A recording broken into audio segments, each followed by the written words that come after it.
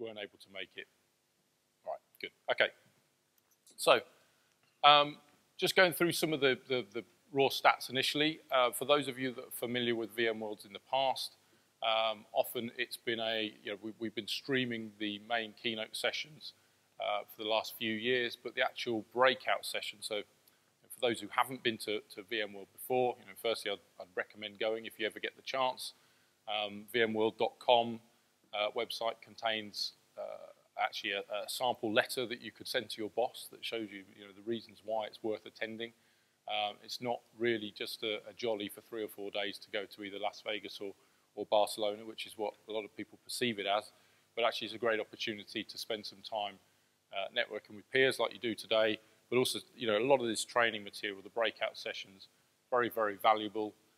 You've got an opportunity to do the hands-on labs again like you do today, but we release a bunch of new hands-on labs each year at VMworld, so you get the opportunity to test out and work with some of the new solutions, even products that are in beta well ahead of time. So historically, we've had the two events separated by quite a few weeks. Typically, it's been the end of August for VMworld US and October for Europe. This year, we moved them closer together, and I think we've decided next year that we'll move them further apart again, because it's a lot of effort for the teams from VMware and our partners and sponsors to run two events so close together. So as I say, historically, the keynotes and things have been available. They are, again, so I would encourage you to go and check those out on vmworld.com.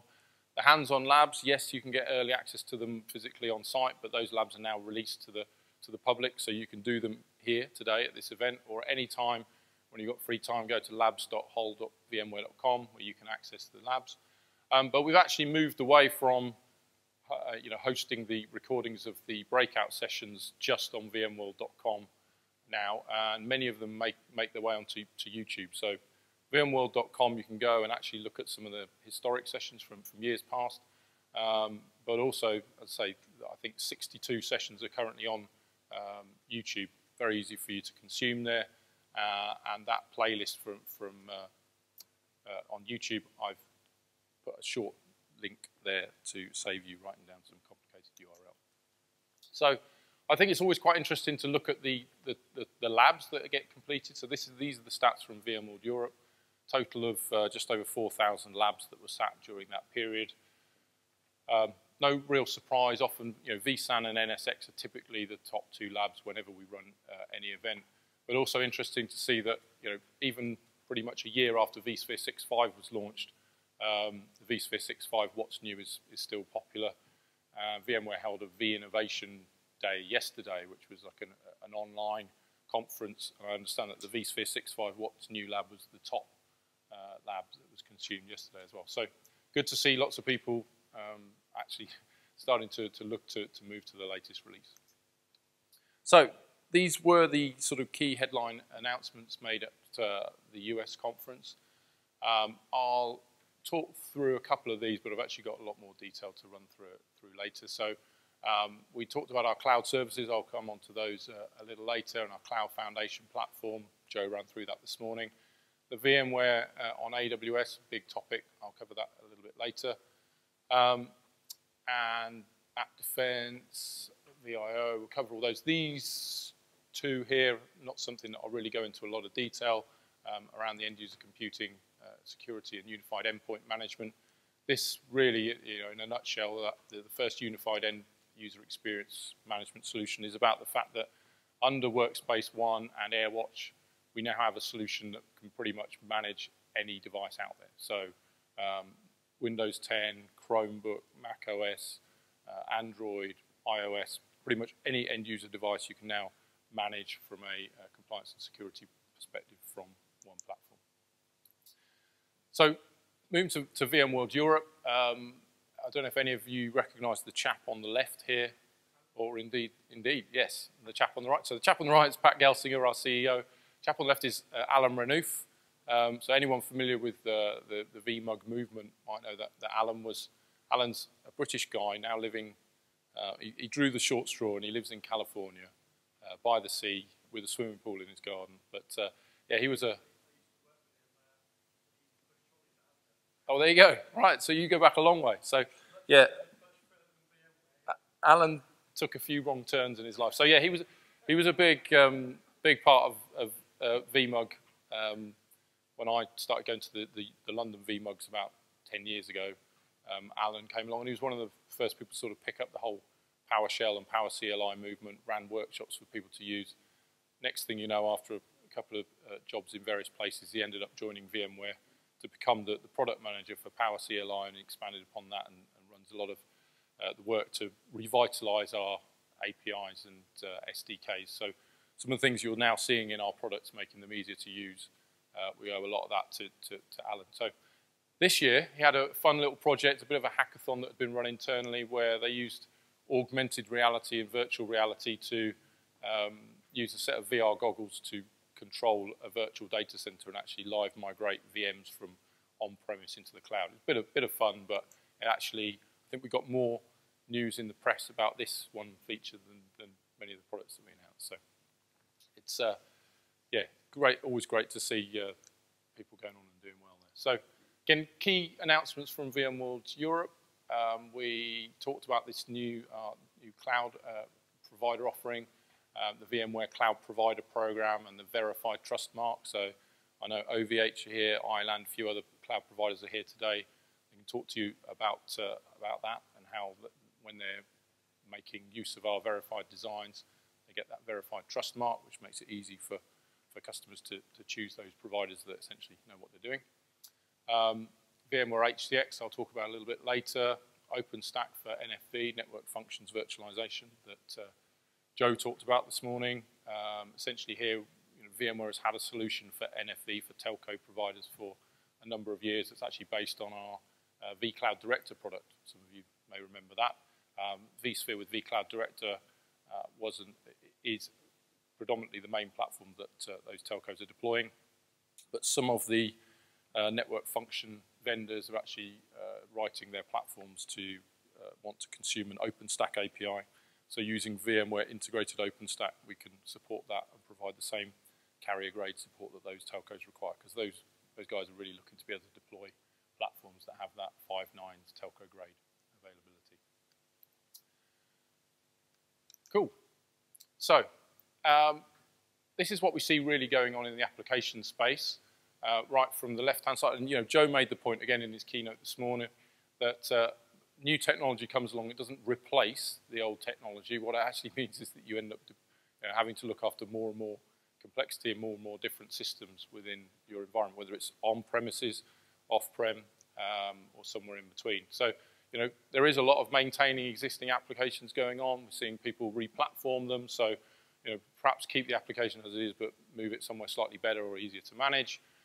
Right across to the refactor, rewrite, replace on the right-hand side there, moving to a complete SaaS-based model. So getting rid of an application and sort of outsourcing that function to everywhere else. And this is sort of driving, we've categorized these existing versus cloud native, and of course cloud native won't be the last thing. There'll be something else that comes on the right further down the line. But that's the backdrop against which this the VMware Cloud strategy is something that we laid out and made a big deal of at the VMworld this year. So really what we're trying to do here is produce a consistent infrastructure and give you a consistent operating model, because we understand that you've got this complexity, you're having to deal with legacy applications, traditional applications that you've got running perfectly nicely, hopefully in VMs and backed up and secured and compliant, and then at the same time you're having new world applications coming in, maybe packaged as containers, and we're seeing that. I actually worked with a customer recently that issued a kind of RFP out to all their existing providers. It wasn't really an RFP, it was a document that went out to providers and said, are you going to be able to ship versions of your software to me in a container format going forward? Do you do it today? Is it on your roadmap, or why not?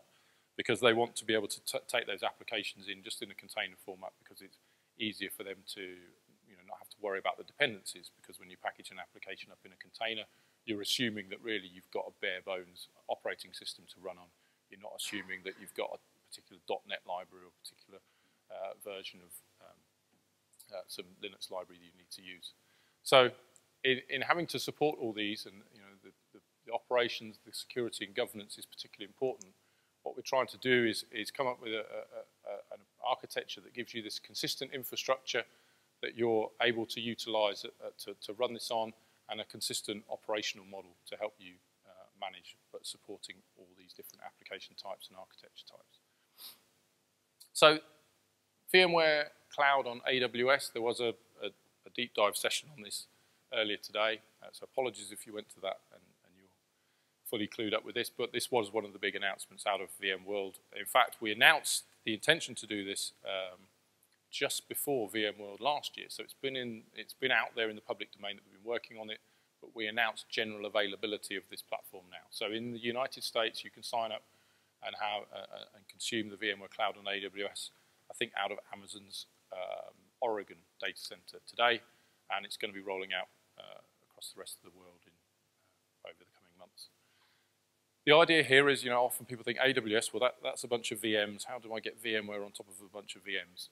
What we're actually using here is AWS's global infrastructure, their physical data centers, and they're basically provisioning AWS branded bare metal for us very quickly, and there's lots of magic that goes on behind the scenes, and then we squirt VMware Cloud Foundation on it, again in an automated way, such that you can go along to, and this service is run by VMware, so you go to a VMware URL, and you can enter various bits of details and stand up a cluster. You're not buying this per VM, but you stand up a cluster of minimum 4 hosts, vSAN, NSX, vSpheres, provisioned for you, and it's up in a matter of minutes, and you're able to log on to it. Why is that of interest? It's sort of like, well, actually, if I flick to this, there's a parallel here that we're kind of doing this thing with other providers as well. So IBM, you may be aware, the former SoftLayer business from IBM, they run something very similar. CenturyLink, Fujitsu Rackspace, OVH, and others, and a lot of smaller providers are able to run this consistent infrastructure. It's the same.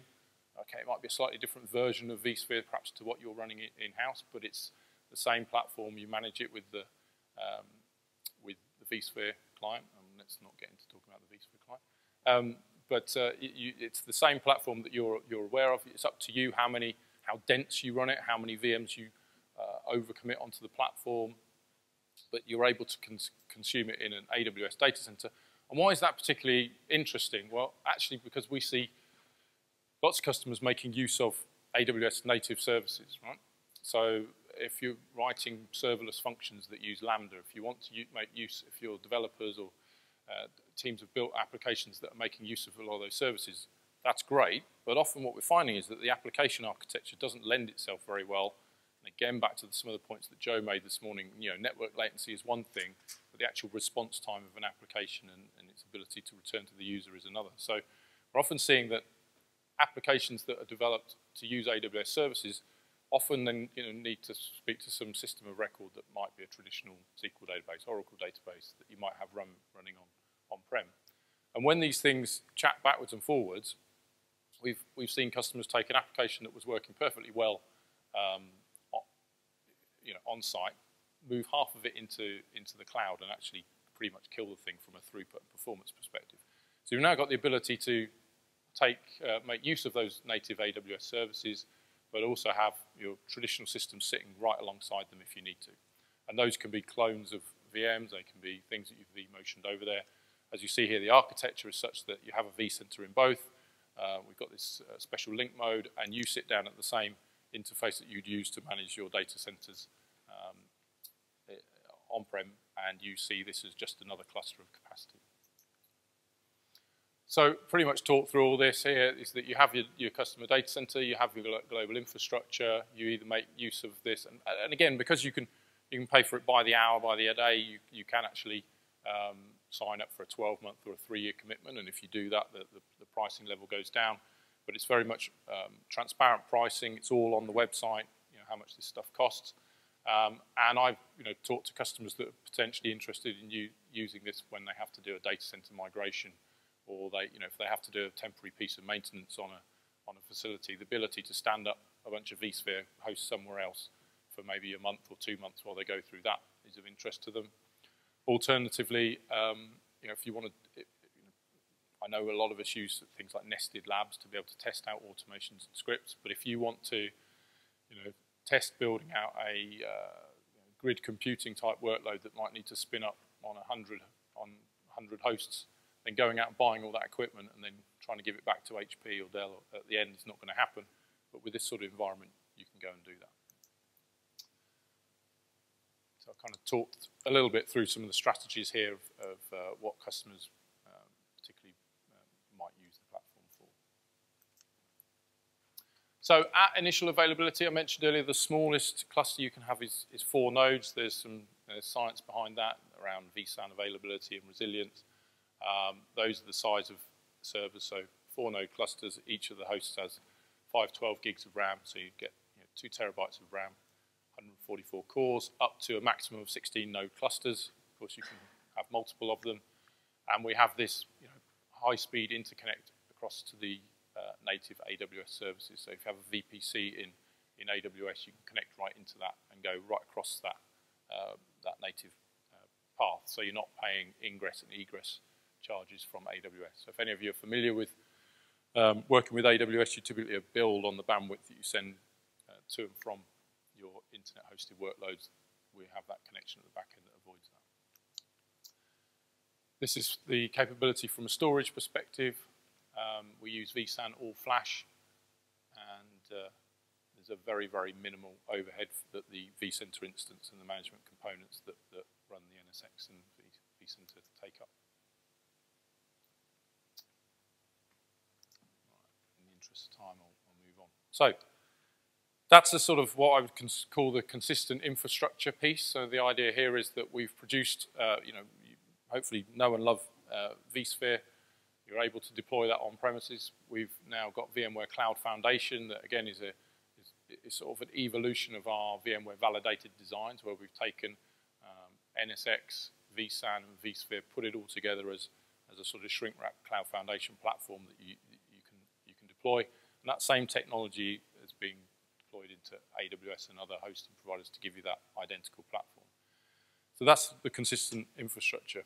But we also need sort of consistent operations. So by necessity, there are other clouds out there that are very different, and they've each got their own purpose. So if you want to run a SQL workload, MS SQL, it's hard to argue against perhaps that living in Microsoft Azure. Right? They wrote the platform, and they should be able to provide you a good service for it. If you're writing a lot of .NET applications, it's got a lot of advantages to offer you. Similarly, if you want to use Amazon, we get the point. GCP really should be here on the right-hand side as well. These clouds are different, and we're not saying that you have to run VMware technology in all of them to be able to manage them. But equally, we need to get away from the fact that these are the new silos, and do you really want to have a different operational model and different set of rules that you operate to manage each of them? If we can do something to try and harmonise that and make it easier to operate, we see that as a benefit. So the VMware Cloud Services was sort of one of the main announcements that we made at VMworld this year. They consist of a whole bunch here, and I'll run through them in a moment. But really the whole idea here is to be able, these are all delivered, as the name would suggest, as SaaS solutions. They are cloud solutions from VMware. They're not software that you pay per CPU and perpetual licenses on. They're all on a utility cloud billing basis. So the first one is discovery. This actually isn't sold, as I said, this kind of comes as part of the other things, but the whole idea here with discovery is that we punch into the platform your sets of credentials to your public clouds, and we go off and do discovery of the services and instances that you're running in those clouds. We can then do other things with them, such as look at the cost of those, how you're utilizing them, whether you can make savings and improvements. But this continually goes through and pulls back information on what you're using. Now, obviously depends on the size of your organization, but in some of the customers, I work in our global accounts division, so for my customers, they often have lots of cloud use going on. They have going on all over the business. They don't really know how money is leaking from their business, what people are using. I myself, I'd be interested to know if anyone in the room has experienced this issue. It's so easy with public clouds to actually spin up instances and forget about them and leave them running for overnight or a couple of weeks, and then come back and find you run up a big bill.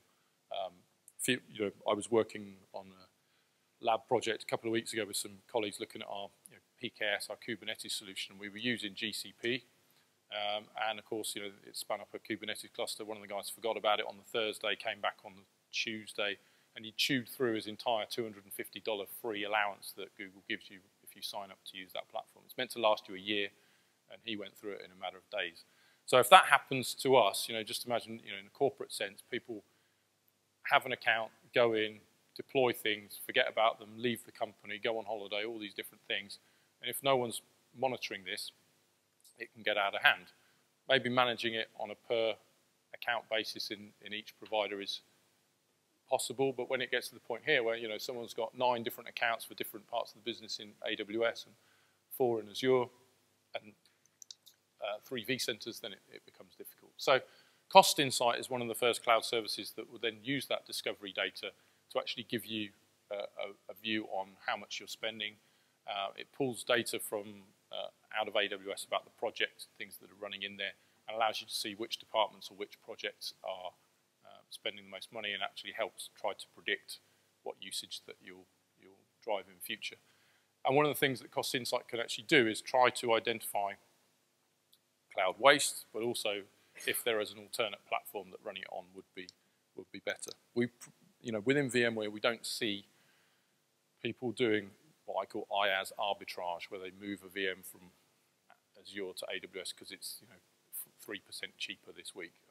Typically, applications are written to use those platforms and make use of them. You're not going to actively move them around, but it is interesting to see if you're doing something that would be more cost-effective on another platform, that you've got the ability to make that move.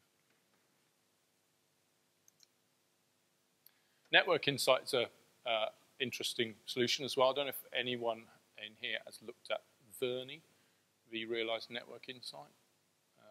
So vRealize Network Insight is a product that you can buy and purchase on-prem and use to monitor your network infrastructure. It doesn't actually need NSX. It works well with NSX, but it can pull information from the distributed switch in vSphere and actually looks at the next hop, so it can draw you maps of where applications are talking.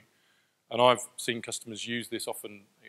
They perhaps look at going to NSX and they think, actually I haven't got good visibility on my current network, let alone putting an overlay network and network virtualization in there. What we can do is use Network Insight, vRealize Network Insight, often shortened to VRNI, to analyze that within your data center and look at how these applications are talking. So it will spot VMs when they're connected to databases and help you map out the application communication patterns. Network Insight as a cloud service is essentially the same solution deployed as a SaaS provider, and it can connect into both your on-premises VMware environments and into AWS today. So today, those 2 platforms are supported, and I've only got one simple screenshot here, but it will show you, top VMs by network usage. It can draw out a nice spider map of which VMs talk to others. It will make recommendations on traffic patterns and firewall rules that you could be deploying, and really give you good visibility on the network so that you've got set up, and help you troubleshoot any issues that arise. Nsx Cloud is a solution for Amazon Web Services. So again, if you're going to be deploying applications and instances into AWS, that is a different platform to vSphere. But I see a lot of customers say to me that they want to have the same security constructs on both platforms. So I don't want to be setting up a set of firewall rules and security policies for on-prem, and then when I go to AWS, doing it in a completely different way. So this allows you to standardize on NSX policies, but actually make use of NSX in third-party clouds. Say Amazon today, but going forward, we have plans to make this available on other public clouds. And App Defense. App Defense is something that's delivered as a cloud service today, but it's actually aimed at your on-premises data center platform. So App Defense is what was formerly, this is the release name of something that was called Goldilocks, Project Goldilocks. So you might have heard this talked about from VMware in the past while it was in development. It came out of our network and security business unit, which is the team that owns and builds NSX. And the whole idea here is that instead of traditional security model was about chasing bad. So heuristics and maps that you would deploy into your antivirus software or malware, anti-malware software that would try to spot sort of known bad behavior or typical bad behavior, and that's a pretty difficult thing to do. So the size of this great clip art of a needle and a haystack here, but the size of this haystack is almost sort of representative of the size of some of those security update databases that these tools were having to carry around to be able to spot known bad behavior, but also how do they defend you against zero-day attacks when something comes out that's not even known of. So with us running a hypervisor platform and having Nsx looking at the network traffic and the hypervisor being able to see what's going on at a compute memory level, we sit in an ideal place, hence the Goldilocks term. We sit just enough information to be able to see what's going on the platform and be able to discover how an application should run. So what we do, we have a discovery phase with App Defense, where you deploy an application running in a VM. We basically build this manifest of how the application should behave. So we watch it behavior and we sort of mark that as known good. And then if we ever see the application start to behave in a slightly different way, so some malware comes along, something comes in, starts trying to communicate in a different way than was done before, then we can detect and respond. And so you see on the right-hand side, there's various responses. So one of them could just be to increase the logging of that instance to give us a bit more information about what's going on, not too drastic an action. Another might be to quarantine that VM, to pick it up off that network and put it somewhere completely different. Quite a severe response.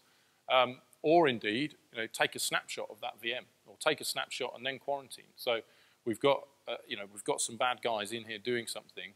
I don't want to lose that forensic information if I want to perform an analysis of exactly what's going on. So, yes, I might want to block it. Yes, I might want to do various things. I can even stop processes running, can shut down particular ports, etc. But again, using the power of virtualization to carry out a number of actions. And finally, HCX. So HCX is a cloud service that we announced. Contrary, all the other ones that I've talked about today are available now. And you can actually go to cloud.vmware.com and you can read about them and you can read about the pricing info. And I believe up until the end of November, they're all available on a free trial basis. So you're able to go in and try out using some of these services. So if you've got AWS and Azure accounts, you can go into, for instance, Cost Insight, start up a trial with it, put in that information and watch it go and do that discovery and see the sort of reports that it gets. And if you feel it's of absolutely no value to you, then you can just turn it off at the end of the month, and that was that. But it's a good way to see how these services could operate. HCX is announced but not fully available just yet. And the whole idea with HCX is that, I made reference earlier that we're building these lovely, brand new architecture, vSphere 6.5 based platforms. That's where we're deploying them on VMware Cloud and AWS. That's where some of our other service provider partners are building those systems. But we recognize that a lot of customers are still here, running older versions of vSphere. This one's already out of general support. I think this one, vSphere 5.5, goes end of support in September next year. My customer is panicking about that right now because they've got 5,500 ESX hosts to migrate by then. And so HCX is actually a cloud migration, a cross-cloud migration tool. And some of the origins of this tool come from when we had the vCloud Air service that's now part of OVH. We had some similar tooling that allowed customers to migrate into that platform. And the one takeaway I'd say for this is that it's about not needing to go and retrofit shiny new technology into your existing environment. So you don't need to deploy Nsx in here or here to be able to do a migration of those workloads into a new cloud. And this could be, you've gone and built a 6.5 based environment in the data center next to it. It could be a cloud provider, wherever you potentially see it needing to go. We're able to drop in the HCX tool into your environment and allow you to migrate those workloads over without, as I say, without having to upgrade the source environment. So as I mentioned, you can go to cloud.vmware.com, put in a request to have an account, and say up until the end of November, those solutions are free to use.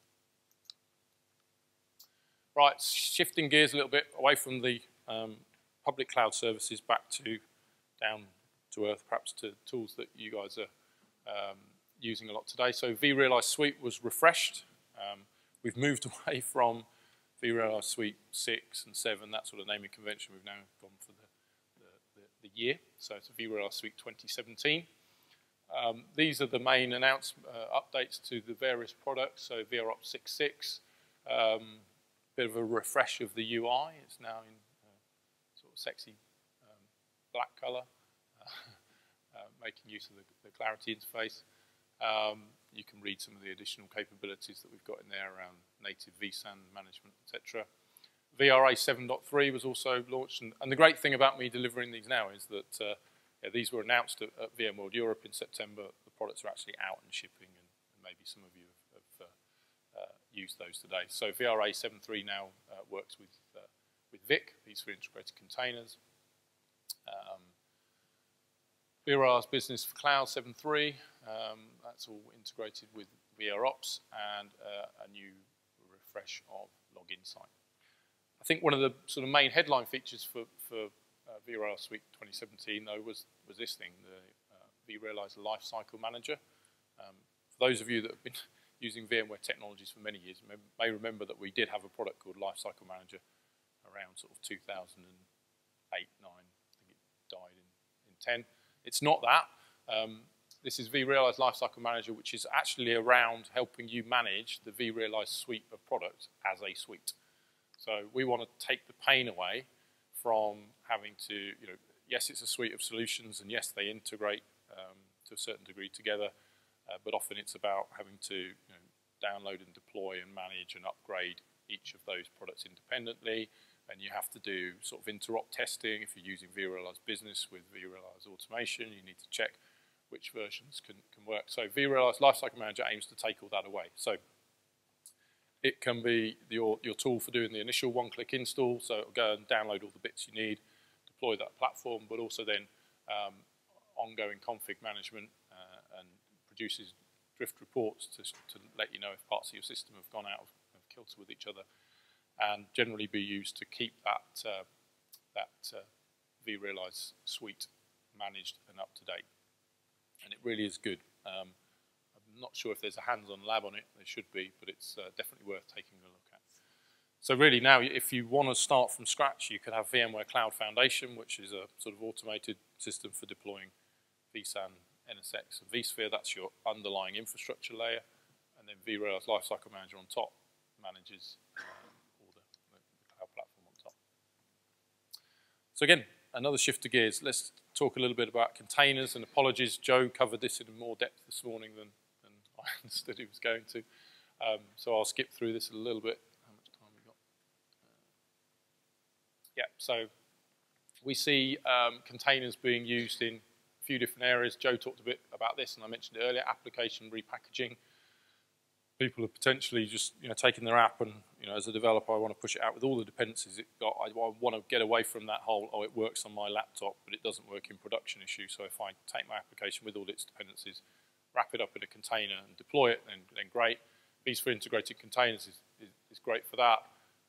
Developer sandbox environments, developers want to be able to come and go and spin things up, spin things down, through to, I want to run genuine cloud-native applications in production. So all of these solutions were really talked about and launched to some degree at VMworld this year. So just a quick reminder on VIC 1.1. So vSphere Integrated Containers had this idea of basically saying vSphere, installer components that the vSphere can pretend to be a Docker host, and so when your developers or teams want to push a container onto the platform, it says, yeah, hey, I'll spin up a container for you.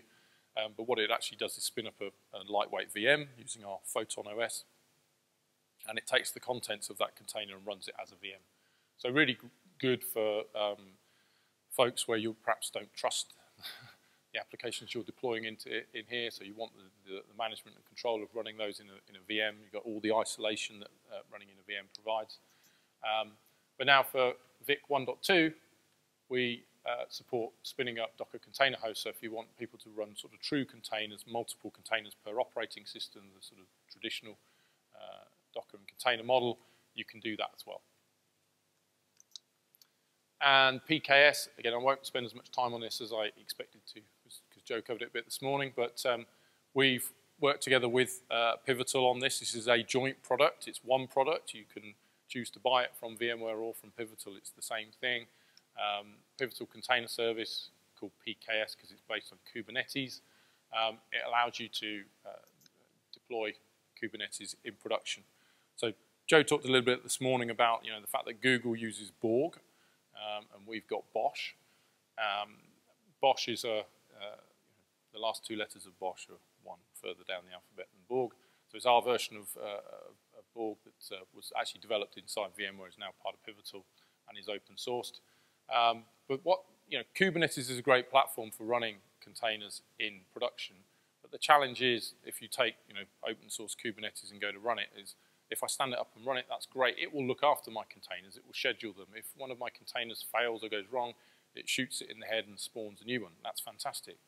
But who's looking after the Kubernetes itself? And in Google and their container engine platform, they use Borg to do that. With PKS, we use Bosch to do that. That's it in a nutshell. Kubernetes is managing your containers, but what's managing my Kubernetes platform? This. So yeah, it comes from what was called Project Kubo. That's actually been renamed recently to the Cloud Foundry Container Runtime, or CFCR. So the Kubo name will gradually go away. It's developed by Pivotal, Google, Cloud Foundry, and VMware. That's the open source solution, and then PKS is the commercially supported option. And hopefully, it's now clear that we've got across our company, across VMware and the family of companies, including Pivotal, the correct solution for whatever you need to deploy. So if you want basic containers here, production container service there, or if you want a full PaaS, then partner up with Pivotal to support Pivotal Cloud Foundry. And that's it. So as I mentioned at the start, the dates for the provisional dates, I think they're pretty fixed now for VMworld 2008, are there. Barcelona's now later than ever, actually. Typically it's been the middle of October. We've moved it to November. This is all caused because VMware, we shifted our financial year slightly, so we work on a slightly off basis. The end of our financial year is now the end of January or the beginning of February, and our quarters are all strange. It's all to align with Dell and EMC. But it just means that we don't want to have a conference over our quarter end, which is why we've moved them around. So those are the dates for next year. Be great to see any of you attend if you're able to, and happy to. I think I've got a few minutes to answer any questions